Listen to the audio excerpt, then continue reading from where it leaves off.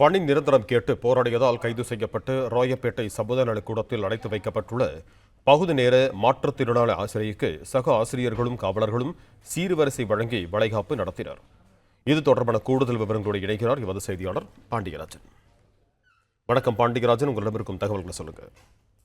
கடந்த 10 நாட்களுக்கு மேலாக பகுதி நேர ஆசிரியர்கள் 12 மேற்பட்டோர் குழு குழுவாக வந்து நுங்கம்பாக்கத்தில் இருக்கக்கூடிய பிபிஐ வளாகத்தில் பணி நிரந்தரம் வேண்டி போராட்டத்தில் ஈடுபட்டு வருகிறார்கள்.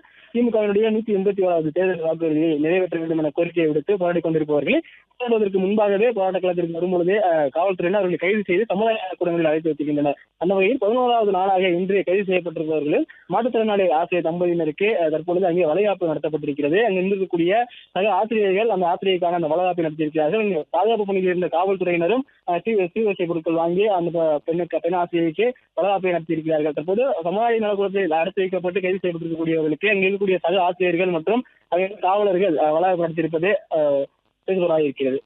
பிளே ஸ்டோர் மற்றும் ஆப் ஸ்டோரில் இருந்து பாலிமர் செயலியை QR கோடு மூலம் பதிவிறக்கம் செய்யுங்கள். செய்திகளை உடனுக்குடன் பெறுங்கள்.